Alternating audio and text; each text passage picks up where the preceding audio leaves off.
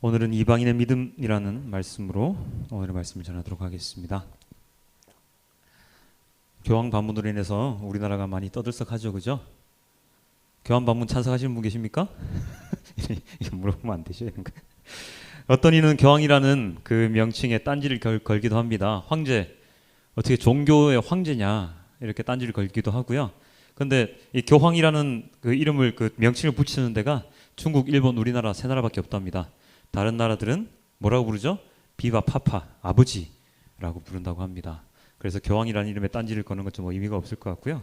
그리고 또 어떤 이들은 천주교가 배교 집단, 그러니까 하나님을 배반한 집단이라고 얘기를 하기도 합니다.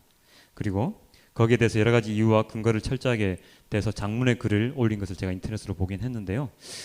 뭐 틀린 말은 많이 없었지만 조금 뭐 이렇게까지 얘기를 할 필요가 있나 싶은 생각이 들기도 했습니다. 그리고 어떤 이들은 이제 개신교와 천주교가 대화를 하고 화합을 한다고 얘기를 합니다. 또 그런 것에 대한 근거를 많이 대놓고 자료를 이야기하고 있는데요. 어찌되었든 간에 이 모든 이야기들이 교황이 우리나라를 방문함으로 인해서 나오는 이야기들입니다. 그리고 이 교황의 방문으로 인하여 나오는 이러한 많은 이견들이 자기 자신의 생각들 아니면 어떤 종교 집단의 생각들일 수는 있겠지만 이러한 많은 말들이 떠돈다 하여도 절대로 변하지 않는 것은 있습니다. 그것은 무엇이냐면 주님의 말씀, 예수 그리스도를 통하지 않고는 아버지께 나올 수 없느니라. 그것은 분명한 진리입니다. 그게 개신교를 믿는 사람, 그러니까 크리스찬들이든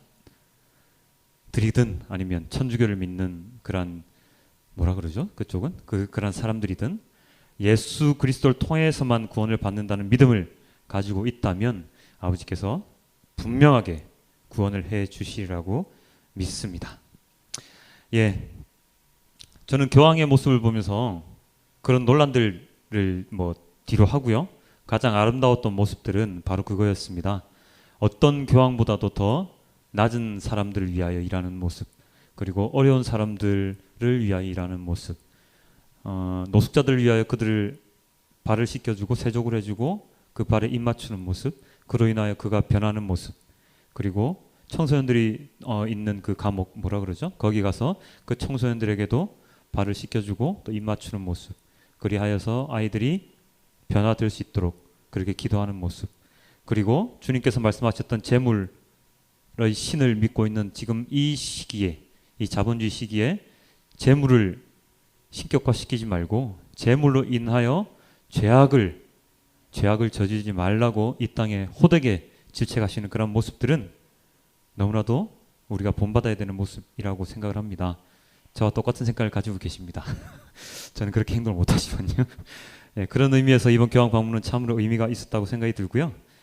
한 번 더 얘기를 드리지만 천주교가 이교 집단이든 배교 집단이든 이단이든 아니면 우리 개신교와 화합해서 나아가야 되는 그 집단이든 그것은 중요치가 않습니다. 그 모든 것으로 인하여 예수 그리스도를 통한 구원만을 믿는 그런 것이 가장 중요하니까요. 그 어떠한 인터넷에 떠도는 말들에도 현혹되지 마시고 이런 생각을 가진 사람도 있구나라고 넘기셨으면 좋겠다라고 생각을 합니다. 자, 이제 본문으로 한번 돌아가 볼 건 이렇게 장황하게 설명한 이유가 또 있거든요. 굳이 교황이 오셨다고 해서 이 말 하는 게 아니고요. 저희 본문하고 연관이 있기 때문에 이렇게 얘기를 드립니다. 오늘 우리의 본문 중에 복음서는 마태복음 본문인데요. 지난주까지 우리가 예수님의 어떠한 모습을 볼 수 있었습니까? 지지난주에 무슨 사건이 있었죠? 빰빠라밤 기억 안 납니다. 오병이어의 사건이 있었습니다. 그리고 지난주에 어떤 사건이 있었습니까? 빰빠라밤 또 기억이 안 납니다. 물 위를 걸어가셨던 예수님, 그리고 베드로가 따라하다가 물에 빠졌던, 그래서 예수님이 뭐라고 하셨죠? 에잇 이 믿음이 작은 자식들아 라고 혼내시던 그런 모습이 나옵니다. 이제 기억이 좀 나시죠? 이렇게도 기억이 안 나시면 병원을 빨리 가보셔야 됩니다. 두 사건 모두가 예수님의 권능을, 예수님의 능력을 확인하기에 부족함이 없는 사건들이었는데요. 자, 오늘은 어떤 사건이 벌어질까요? 오늘은 가나안 여인 사건이 벌어졌습니다. 장소가 어디였죠? 기억이 안 나죠? 두로와 시돈이라는 곳이 그 성경 우리가 처음에 봉독할 때 있지 않습니까? 아무 생각 없이 읽으시는 게 아니고 좀 생각 좀 하시면서 오늘 보면 이것이구나 라고 생각 좀 하시면서 읽어주십시오. 예, 두로와 시돈이라는 땅에서 일어나는 일인데요. 이 두로와 시돈은 이스라엘 땅이 아닙니다. 그러니까 그 유대인들이 사는 땅이 아니고요. 이방 땅입니다. 이방인들이 사는 땅이죠. 팔레스타인 중에서 이방인들이 사는 땅인데 예수님께서 바로 직전에 오늘 우리가 읽었던 그 본문 바로 직전에 그리고 베드로 그 물 사건 바다 사건 이후에 어떤 일이 있냐면 예수님과 바리새인 그리고 서기관들이 언쟁을 하시는 그러한 사건이 있었습니다. 예수님은 그 사역을 시작하시면서 언제나 바리새인, 사두개인 그리고 서기관들 즉 유대인의 종교 지도자들과 언제나 다툼이 있으셨어요. 언제나 언쟁을 하셨죠. 그래서 굉장히 피곤한 삶을 사셨습니다. 저 같으면 그냥 막 우라통이 터져서 막 그럴 것 같은데 그래도 예수님은 그들과 계속해서 언쟁을 하시면서 그들의 잘못된 점을 계속해서 짚어주시죠. 자, 이 예루살렘 땅에서 정말로 난다 긴다고 하는 그들과의 언쟁이 인간인 예수님으로서는 인간의 모습을 하고 오신 예수님으로서는 굉장히 힘들었을 것입니다. 그들은 예수님뿐만 아니라 그들의 제자의 일거수일투족까지도 다 감시를 하고 돌아다녔거든요. 그래서 어떤 일이 벌어졌습니까? 예수님을 파는 사람이 누가 되죠? 예수님의 제자인 가룟 유다가 예수님을 파는 정도까지 제자들을 그 사람들이 일거수일투족 모든 것을 다 감시를 하고 다녔었습니다. 자, 그렇기 때문에 그러한 대제사장들, 서기관들, 바리새인들과의 그 언쟁을 하고 나셔서 예수님이 좀 피곤하셨을 겁니다. 그래서 어디로 가셨다고요? 그래서 가신 땅이 그들이 없는 곳, 유대인들이 없을 만한 곳인 두로와 시돈 땅, 이방인의 땅으로 건너가시게 되시죠. 여기에 가셔서 약간의 쉼을 가지셨을 것입니다. 왜냐하면 괴롭히는 사람이 없었을 것이니까요. 자, 이 쉼의 목적으로 두로와 시돈 땅에 가신 목적이 하나가 있고요. 두 번째 목적이 하나가 더 있습니다. 무엇이냐 하면 그 이방 땅에서 유대인들이 아닌 이방인들에게 주님의 말씀을 전하고자 하는 목적이 있으셨습니다. 예수님께서 공생의 기간 3년 동안 주로 만나셨던 사람들은 누구냐면 주로 죄인, 창녀, 아니면 병자, 이런 사람들이었죠. 이 시대에 하나님을 섬기는 자들이 돌보지 않았던, 유대인들이 돌보지 않았던, 계명의 바깥에 있던, 하나님의 테두리 바깥에 있던 자들이었습니다. 유대인들의 입장에서 보면 부정한 자들이죠. 죄인은 말할 것도 없고 성적으로 문란한 창녀들, 그리고 문둥병이라고 그러죠. 나병은 그 유대인들 사이에서 굉장히 그 뭐라고 그러죠? 죄스러운 병이거든요. 그래서 그걸 낫기 위해서는 제사장들 다 낫고 나서는 제사장들에게 가서 또 보고도 해야 되고 할 정도로 굉장히 부정한 병으로 쳤었는데요. 그러한 병자들, 그러한 죄인들, 창녀들과 유대인들은 같이 말도 섞지 못하게 유대인들은 교육을 받으며 컸었습니다. 그런데 똑같이 교육을 받으신 예수님도 유대인이었거든요. 네. 똑같이 교육을 받으신 예수님께서는 그 죄인들, 그 다음에 창녀들, 병자들 이런 사람들과 항상 접촉을 하셨습니다. 그리고 또 누구와 접촉을 하셨냐면 유대인들이 천한 사람이라고 여겼던 이방인들과도 접촉을 하시죠. 오늘 우리가 읽었던 그 두로와 시돈 땅에서 만났던 가나안 여인 또한 이방인이었고요. 그 전에도 이방인을 만나서 예수님께서 기적을 행하신 적이 있는데 혹시나 아시는 분 계십니까? 예, 당연히 힘들죠. 8장에 보면 가버나움의 백부장을 만나서 백부장의 종을 고치는 그러한 사건이 나옵니다. 가버나움에 갔었을 때 백부장이라는 사람이 나오죠. 백부장이 누구냐 하면은요, 로마 군대에 우리나라로 치면 그때는 백부장, 십부장 이렇게 있었으니까 소대장, 한 중대장이나 대대장 정도 되는 그런 밑에 많은 군사들을 거느리고 있던 장관이었거든요. 아니, 장관이 아니죠. 뭐라 그러죠? 사병 아니고 장교. 장교 정도 되는 사람이었거든요. 이 사람은 로마인입니다. 그러니까 유대인이 아니죠. 유대인이 아님에도 불구하고 예수님께 나와서 예수님께 청을 합니다. 어떤 청을 합니까? 주여, 제 종이 아픕니다. 아픈 제 종 좀 고쳐주십시오. 라고 얘기를 합니다.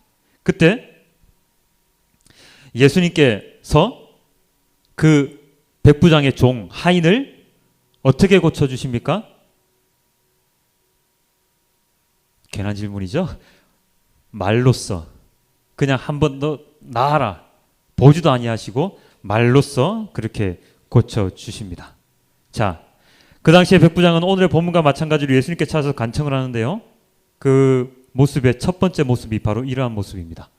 예수께서 가버나움에 들어가시니 한 백부장이 나와 간과에 이르되 주여 내 하인이 중풍병으로 집에 누워 몹시 괴로워하나이다. 이르시되 내가 가서 고쳐주리라. 뭐라고 하셨다고요? 내가 가서 고쳐주리라. 이 문장을 보시면 어떤 느낌이 드세요? 어떠한 반대도 없습니다. 아니야, 내가 왜 네 하인을 고쳐? 너는 유대인 아니잖아. 이렇게 말씀하시는 게 있습니까? 없죠. 주여, 제 하인이 중풍병으로 힘들어하는데 좀 고쳐주세요. 예수님이 아무런 것도 없이 그래, 고쳐줄게 라고 이야기를 하십니다. 이방인인데, 그것도 이방인 그 당사자가 아닌 이방인 당사자의 종, 하인임에도 불구하고 예수님께서는 아주 자연스럽게 알았어, 내가 직접 가서 고쳐주마 그렇게 했죠. 그랬더니 백부장이 뭐라고 했다고요? 아니요, 오실 필요까지는 없고요. 저도 한 명의 장교로서 제가 명령하면 저희 부하들이 다 듣거든요. 마찬가지로 예수님께서도 오실 필요 없이 그냥 말 한마디면 그 종의 병이 나을 겁니다. 그랬더니 예수님께서 뭐라고 말씀을 하시죠? 이렇게 말씀하십니다. 예수께서 들으시고 놀랍게 여겨 따르는 자들에게 이르시되 내가 진실로 너희에게 이르노니, 여기서 너희는 누구죠? 따르는 자들입니다. 예수를 따르는 자들. 너희에게 이르노니 이스라엘 중 아무에게서도 이만한 믿음을 보지 못하였노라. 무슨 뜻입니까? 하나님을 믿는다는 그 너희들 유대인, 너희들 이스라엘 사람들 중에서도 이 유대인이 아닌 이방인만큼의 큰 믿음을 보였던 사람을 내가 보지 못하였다 라고 이야기를 하십니다. 자, 가버나움의 백부장의 요청은 이렇게 아주 술술술술술 그냥 예수님께서 얘기를 해주십니다. 자, 그런데 오늘 나오는 본문에 우리 가나안 여인에 대해서는 어떻게 하십니까? 한 여인이 예수님께 찾아와서 딸을 고쳐달라고 막 얘기를 간청을 하죠. 예수님이 어떠셨죠? 묵묵부답이셨습니다. 아무 말씀 안 하셨어요.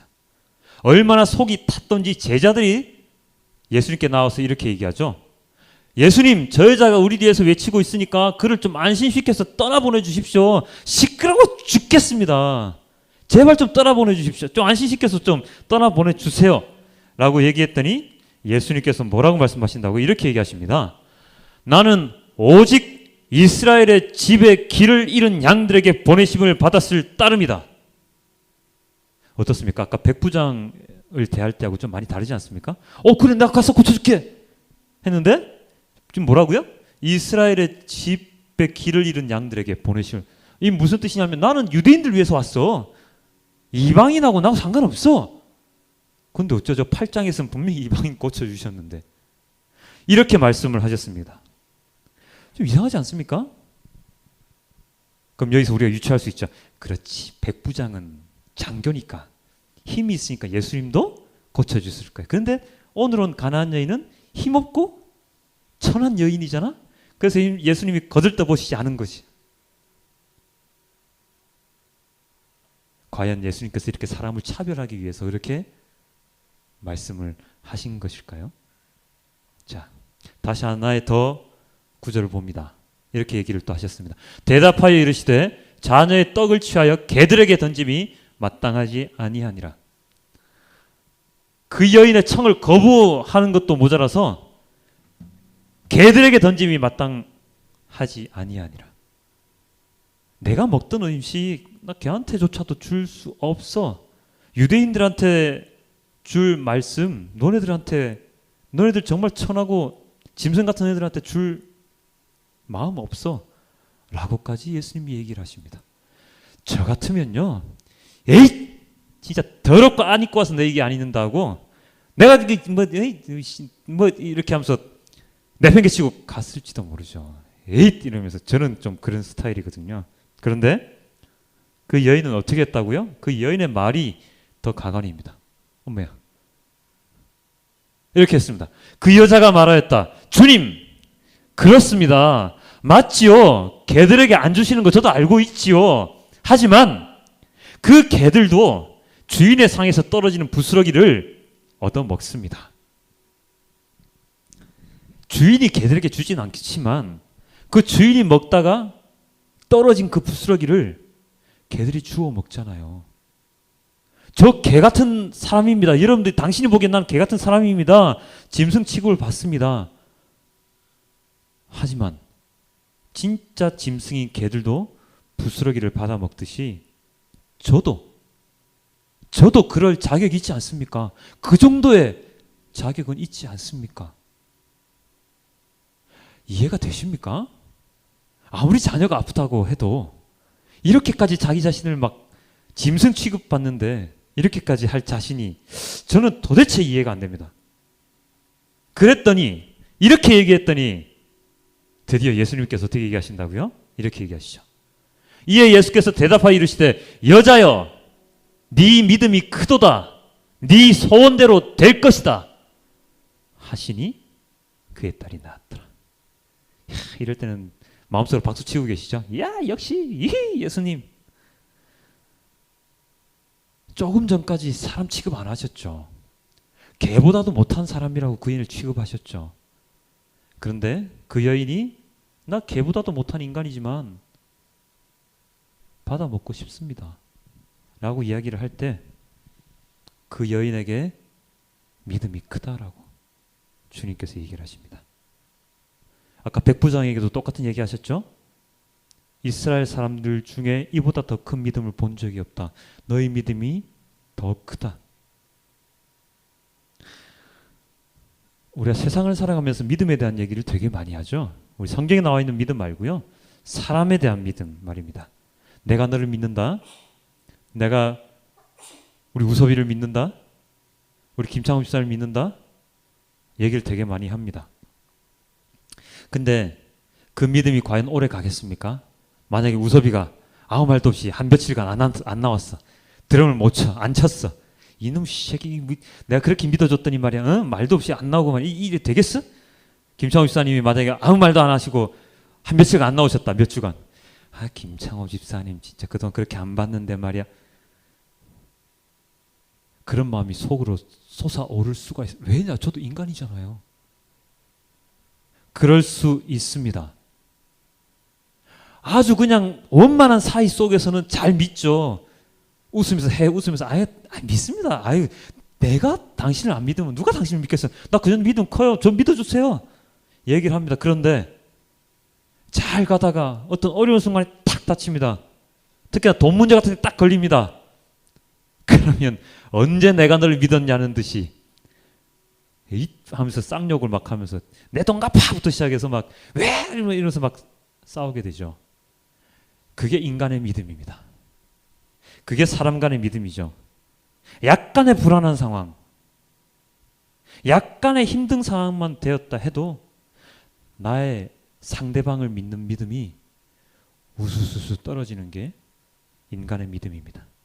특히나 목숨이 왔다 갔다 하는 그런 상황 속에서는 내 생명 먼저 챙기려고 그러지 남의 생명, 내 친구의 목숨, 나와 믿었던 그 사람의 목숨을 먼저 챙겨주는 사람 그렇게 흔치 않습니다. 그렇기 때문에 극한 상황 속에서 나 대신에 저 친구의 생명을 살려주십시오라고 말하는 사람들은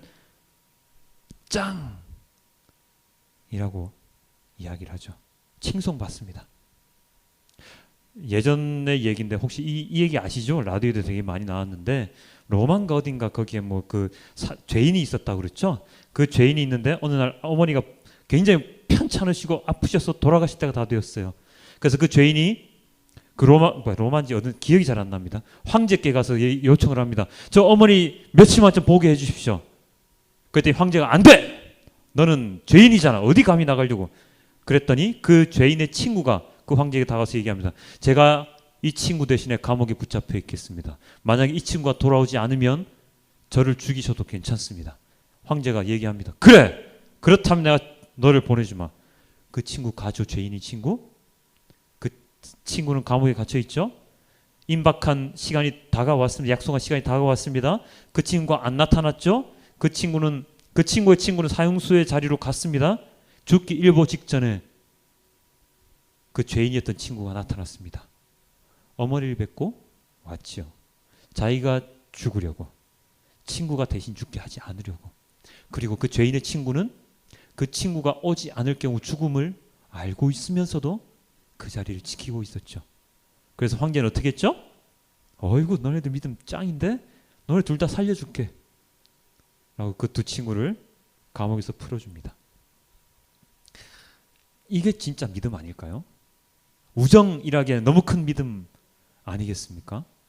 이런 믿음이 있습니다. 자, 오늘 우리가 읽은 본문의 가나안 여인 또한 예수님에 대한 믿음으로 똘똘 뭉친 여인이었습니다. 이러한 여인을 예수님께서는 시험하셨죠. 예수님께서는 시험을 하셨습니다. 왜요? 예수님은 알고 계셨거든요. 이 여인의 믿음을. 내가 이렇게 모질게 얘기를 해도, 내가 개에게조차도 나의 먹을 것을 주지 않을 것이다라고 짐승 취급, 사람 취급을 안 하더라도 이 여인은 나에 대한 믿음이 변치 않을 것이다 라고 하는 것을 예수님께서는 알고 계셨기 때문입니다. 그것을 아시고 이렇게 시험을 하셨지요. 그래서 최종적으로 예수님께서 뭐라고 말씀하셨다고요? 내 믿음이 크도다. 내 소원대로 되리라. 자, 그렇다면요, 아까 백부장처럼 그냥 좀 해주시지. 주님, 제 딸이 아픕니다. 좀 고쳐주세요. 그래? 그럼 내가 가서 고쳐줄게. 아까 백부장 대하듯이 그렇게 했으면 얼마나 좋았을까요? 슬슬 넘어가잖아요. 저도 그런 걸 바라거든요. 근데 그러지 않으셨어요. 그 가나안 여인을 시험하셨던 이유가 과연 무엇일까요? 우리는 오늘의 말씀의 모든 초점을 거기에 맞춰야 됩니다. 왜 이 여인을 시험하셨을까? 살펴보죠. 여기가 어디라고요? 두로와 시돈. 다시 따라해 봅시다. 시작. 두로와 시돈. 예, 두로와 시돈 땅입니다. 이 두로와 시돈 땅은 무슨 땅이라고요? 이방인들의 땅입니다. 자, 그렇지만 예수님께서 쉼을 얻으러 이 두로와 시돈 땅으로 발길을 옮기셨지만 예수님만 옮기신 것은 아니었을 것입니다. 예수님과 더불어서 예수님의 제자들 옮겼겠죠. 예수님을 추종하는 사람들, 오병이어의 기적을 봤던 사람도 5천 만 명이 되는 사람들 중에 몇 명이라도 같이 갔겠죠. 그 다음에 예수님과 제자들을 감시하기 위하여 또 많은 사람들이 따라갔을 겁니다. 물론 드러나지 않게 따라갔을 겁니다. 자, 따라갔죠. 그런데 그러한 많은 사람들이 있는 와중에 이 여인이 예수님을 따라왔습니다. 뒤를 쫓아왔지요. 자, 그런 상황에서 예수님께서는 어떠한 마음을 가지고 이 여인을 대하실까요? 여인이 다가오고 있어요. 제자들이 있습니다. 예수님을 믿지 않는 많은 사람들이 있습니다. 여인이 왔습니다. 예수님께서는 아마도 이렇게 생각하셨을 겁니다. 이 여인을 통하여 믿음에 대해서 이야기를 해야겠구나 라고 이야기를 하셨을 겁니다. 첫 번째, 믿음을 통하여 구원을 얻을 수 있다는 것을. 두 번째, 이스라엘 백성, 즉 유대인뿐만 아니라 이방인들까지도 믿음이 있으면, 예수님과 하나님을 믿는 믿음이 있으면 구원을 받을 수 있을 것이다. 그리고 세 번째, 이방인들의 이러한 믿음을 통하여 믿음이 없는 이스라엘 백성들을 깨우치려고 하는 그러한 의도가 있을 것입니다. 예수님께서 백부장과의 대화를 통해서 어떤 말씀을 하셨죠? 이스라엘 중, 이 말씀하셨죠? 이스라엘 중 아무에게서도 이만한 믿음을 보지 못했다. 그 말은 무슨 뜻입니까? 아까도 얘기했지만 너네들 그 유대인들보다도 이 이방인 백부장의 믿음이 더 커. 더 크다고. 너희들 어떻게 생각하냐? 내 말이 꼬아? 내 말이 이상히 들려? 그게 근데 진실이야. 이 백부장의 믿음이 너네보다 훨씬 더 커. 제자들에게 믿음에 대해서 주님께서 얘기하실 때 주로 뭐라고 하시죠? 베드로에게 뭐라고 하셨다고요? 물 건너가다가 빠질 때? 이 믿음이 작은 자요. 어떤 책에는 어떤 성경이 그렇게 나와 있어요. 이 믿음이 없는 자들아 라고까지 이야기를 하십니다. 그런 제자들보다 믿음이 더 크다고 얘기하십니다. 백부장에게 그리고 가나안 여인에게. 너네들 이 믿음 좀 본받아봐. 이 백부장의 믿음 좀 본받아봐. 가나안 여인의 이 믿음 좀 본받아봐. 그래야 너희가 진정으로 구원을 받을 수 있어. 라고 이야기하시는 거죠. 정작 예수님을 믿어야 할 유대인들, 특히 지도층 인사들, 바리새인들, 사두개인들, 대제사장, 서기관들, 이들은 예수님을 믿지 않았습니다. 하나님의 말씀을 잘 안다는 아주 유식하다는 이들은 예수님을 믿지 않았습니다. 구약에 정확하게 나와 있는 그 메시아가 이 땅에 자기 눈앞에 분명하게 오셨음에도 불구하고 인정하지 않았습니다. 그래서 예수님은 그들을 보고 어떻게 하셨지요? 성전에 들어가셔서 비둘기 팔고 돈 환전하고 그 성전 안에서 오만 잡다한 일들을 하고 있는, 부정한 행위를 하고 있는 그 모든 것들 어떻게 하셨습니까? 뒤엎으셨지요. 뒤엎으셨습니다. 정신 차려라. 너네가 이 기도하는 집, 이 하나님의 집을 강도의 구렬로 만드는구나 라고 말씀하십니다. 율법에만 얽매여서 진리를 알지 못하던 유대인들에게 계속해서 깨우치게 하셨습니다. 그렇지만 그럼에도 불구하고 그들은 어떻게 했습니까? 예수님을 십자가에 못 박았습니다. 참으로 어처구니가 없죠.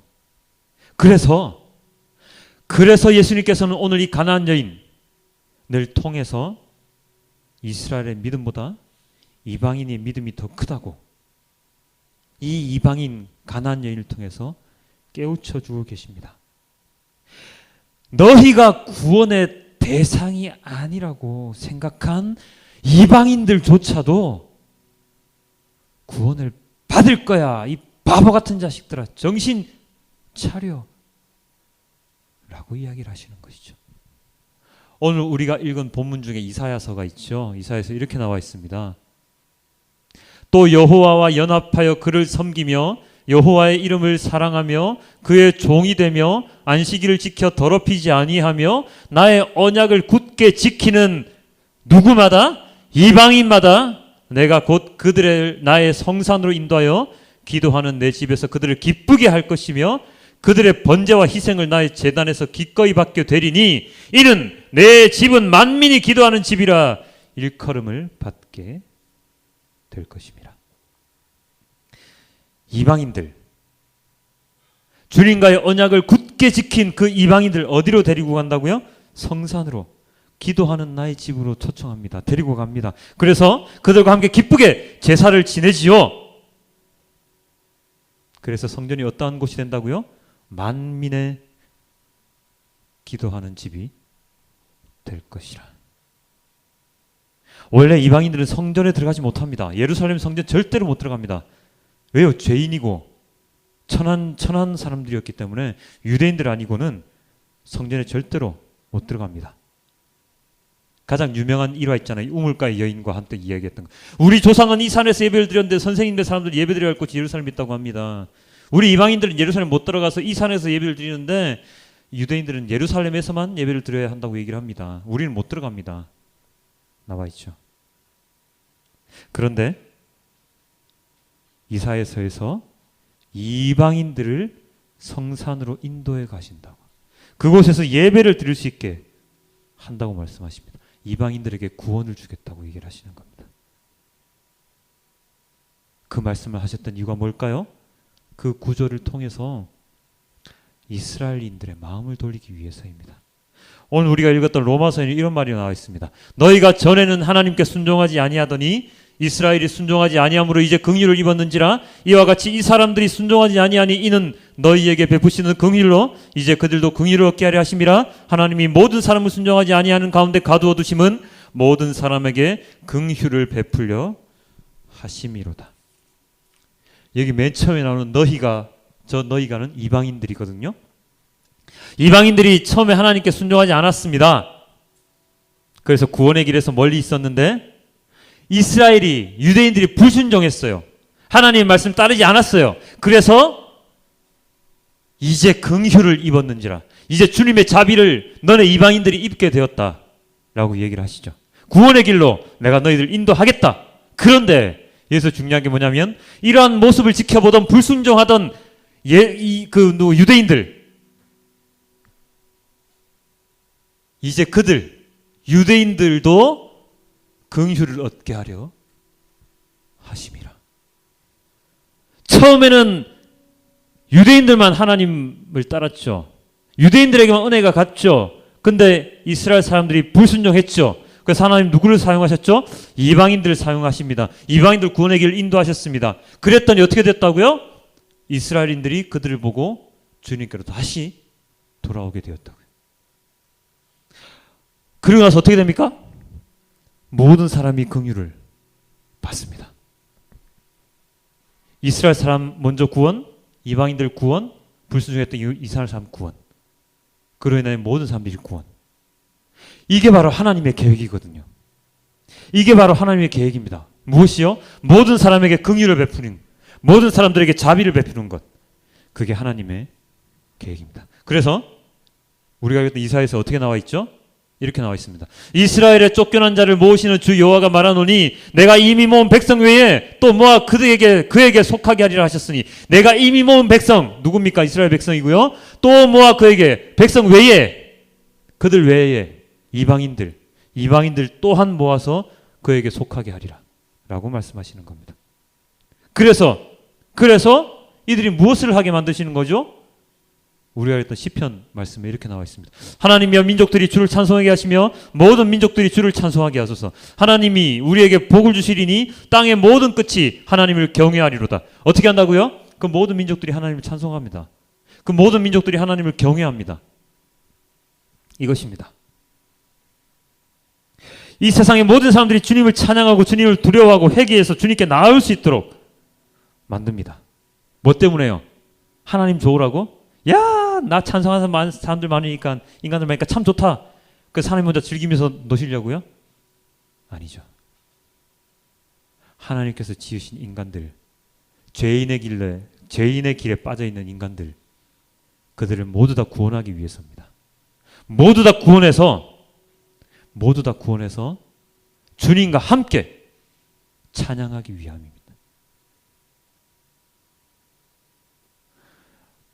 만약에 주님께서 이런 계획을 세우지 않으시고 주님께서 우리를 외면하신다면 우리는 어떤 길을 가게 되어 있습니까? 죄인의 길을 가게 되죠. 죄인의 길을 가면 끝이 어떻다고요? 영원한 죽음에 이릅니다. 영원한 죽음은 어떤 길입니까? 지옥에 떨어지는 길이죠. 영원히 죽지 못하고 지옥에서 살아가야 합니다. 그것은 구원과 반대되는 곳입니다. 그렇기 때문에 그러한 인간들을 구원하시기 위해서 주님께서는 이방인을 사용하셔서 이스라엘을 구원하시고, 그리고 이스라엘을 통해서 모든 이방인들을 또 구원하시고, 그리하여서 이 세상의 모든 사람들을 구원하시기 위해서 오늘의 이 가나안 여인의 사건을 만드신 겁니다. 이것을 깨우치는 자들은 구원을 받고 그렇지 못한 자들은 반대의 편, 사망의 길에 서게 되죠. 그것이 중요합니다. 어느 한 민족에 국한된 것이 아닙니다. 구원은 모든 이들을 대상으로 합니다. 왜요? 어떻게 해요? 예수님의 십자가 복음으로 인함입니다. 예수님의 십자가 복음이 없을 때는 유대인들만 구원을 받았지요. 하지만 예수님의 십자가 사건으로 인해서 모든 민족이 구원을 받을 수 있습니다. 예수님의 복음, 좋은 소식, 복된 소식, 모든 사람들을 구원의 길로 인도하는 소식입니다. 우리 그거 있죠? 개콘에 보면 연애하는 그거 있잖아요. 그 제목이 뭐죠? 그 둘이 문제랑 둘이서 나오는 거.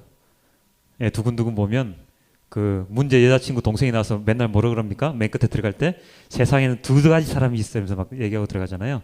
이 세상에는 두 가지 사람만 있습니다.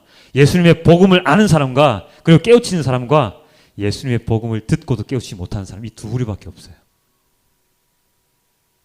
그게 중요합니다. 예수님의 복음을 듣고 깨우친 사람을 통해서 깨우치지 못한 사람을 구원의 길로 인도하시려고 하는 게 바로 하나님 아버지의 계획입니다. 그 말은 돌려서 얘기하면 어떻게 되냐면요, 여기 앉아 계신 여러분들을 통해서, 여기 앉아 계신 하나님의 말씀을 듣는 여러분들을 통해서 구원의 그 복음의 소식, 복음을 통해서 하나님을 알지 못하는 사람들을 하나님께로 데리고 오고자 하는 그러한 계획을 가지고 계시다고요. 그래서 여기 앉아 계신 여러분들의 책임이 굉장히 막중합니다. 그냥 여기 아무 생각 없이 오셔가지고 제가 하는 말 들으시고 그냥 뭐 한 번씩 개그 콘서트 얘기하고 뭐 재밌게 하는 말 들으시고 희낙낙거리면서 앉아 계시다가 찬양 몇 마디 하고 돌아가시는 게 중요한 게 아니고요. 이곳에 오셔가지고 들으신 모든 말씀을 일주일 내도록 기억하려고 노력을 하시고 새벽 때마다 제가 들려드리는 말씀을 마음속 깊이 새기셔서 주님께서 나를 통해서 무슨 일을 하실까를 고민하시고 생각하시고 묵상하시어서 나에게서 어떠한 향기가? 그리스도의 향기가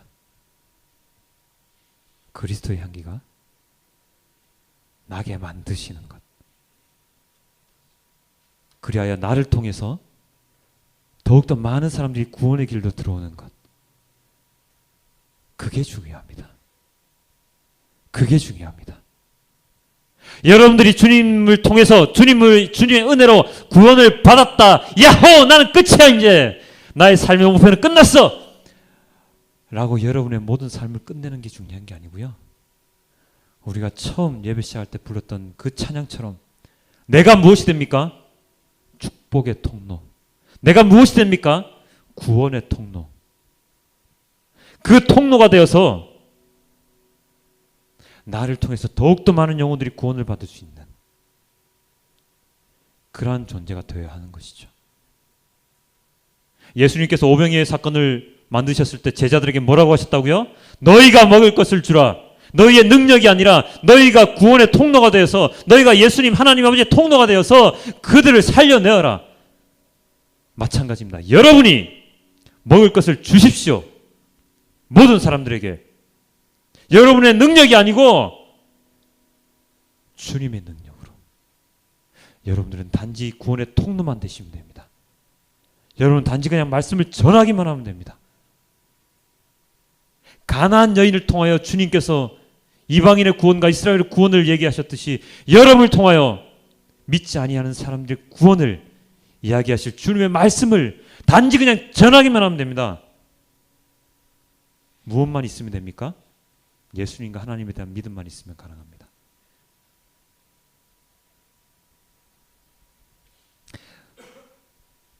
그러한 여러분의 모습을 주님께서는 언제나 원하십니다. 너무나도 사랑하는 성도 여러분, 빈말이 아니고요. 너무나도 사랑하는 성도 여러분, 이 자리에 앉아 있는 것이 그저 그냥 시간 때우기 면 아니잖아요. 면 안 되잖아요. 이 자리에 오시는 것이 교회만 가면 구원받을 수 있다고 얘기했으니까 그냥 교회 다니러 오는 것이 되면 안 되잖아요. 이 자리에 정말 멀리 있는 잠실에서도 오시고 인천에서도 오시고 안양에서도 오시는데 그 멀리서 오는 그 시간을 내서 오시는 여러분들의 이 시간이 헛된 시간이 되면 안 되지 않습니까? 지금 이 시간은 여러분의 믿음을 키우는 시간이 되어야 됩니다. 제자같이 작은 믿음이 아니라 가나안 여인 백부장의 믿음처럼 큰 믿음이 될 수 있도록 여러분의 믿음을 성장시키는 그러한 시간이 되어야 됩니다. 무엇을 통해서요? 주님께서 우리에게 들려주신 주님의 말씀을 통해서요. 그 여러 가지 그 예화를 통해서요. 어떤 예화가 있습니까? 가나안 여인의 믿음, 백부장의 믿음, 삭개오의 믿음, 야이로의 믿음, 그리고 12년 혈루증을 낳은 그 여인의 믿음, 사도 바울의 믿음, 그리고 루디아의 믿음. 너무나도 그 많은 믿음, 그 믿음을 들음으로 나의 것으로 만들어서 나의 믿음이 점점 더 성장하게 만들어서 나를 통하여 더욱더 많은 영혼들이 구원을 받을 수 있게 만드는 그러한 것이 중요하죠. 우리는 많은 책을 읽습니다. 그중에 어떤 책을 많이 읽습니까? 처세술, 부자가 되는 법, 어떻게 하면 부자로 살아갈까, 이런 책 되게 많이 읽죠. 그런 책 읽으면서 내가 성공하고 부자 되는 것이 우리의 목표가 되는 것입니까? 그것이 우리의 목표가 되는 순간 우리는 타락하고 맙니다. 정상적인 방법으로 출세할 수 있는 길이 있나요? 정상적인 방법으로 돈을 많이 벌 수 있는 길이 있습니까? 진실로 그렇게 믿으십니까? 절대로 없습니다. 자, 100% 이야기합니다. 명예를 얻기 위해서 자기 자신의 모든 것을 거짓말로 다 바꿔버리고 돈을 벌기 위해서 자그마한 거짓말도 하지 않는 사람 있습니까? 돈 10원에 사서 50원에 남기는 게 정말로 잘하는 장사꾼이야. 그게 올바른 모습입니까? 내가 노력한 만큼만 얻어야지요. 왜 내가 노력하지 않은 만큼 더 많은 것을 얻으려고 노력합니까? 그것이 주님이 원하시는 길입니까?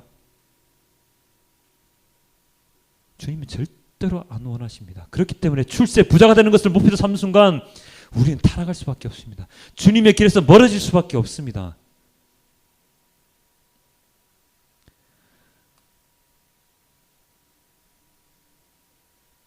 이제는 달라지면 좋겠습니다. 다른 사람들과 달라졌으면 좋겠습니다. 지금 우리나라를 방문하고 있는 교황이 그렇게 많은 칭송을 받는 이유가 뭐죠? 다른 교황들과 다르기 때문 아닙니까? 방탄차 타지 않고 오픈카 타고 비행기 타지 않고 KTX 타고 왜? 더욱더 많은 약한 사람들을 만나기 위해서라고 말하지 않습니까? 그래서 사람들이 비바 파파를 외치지 않습니까? 이제는 우리 아이들에게 경제적인 부우, 명예, 출세를 가르칠 것이 아니라 정말로 너는 믿음의 사람이 되어야 돼. 너는 가난하더라도 믿음의 사람으로 되어야지 주님께서 너희를 크게 쓰실 것이야. 라고 가르치는 우리가 되어야 되지 않을까요? 이번 한 주간도 오늘의 이 말씀을 마음속 깊이 새기고 어떻게 하면 10원짜리 한 장 더 벌까? 어떻게 하면 5만 원짜리 한 장 더 벌까? 여기에 관심을 기울이는 것이 아니라 어떻게 하면 나의 믿음의 성장을 더욱더 일으킬까? 어떻게 하면 나의 자녀들의 믿음을 더욱더 크게 만들 수 있을까? 그것을 먼저 고민하는 우리 모든 성도님들이 되시길 주님께 기도드리겠습니다. 다 함께 기도하겠습니다.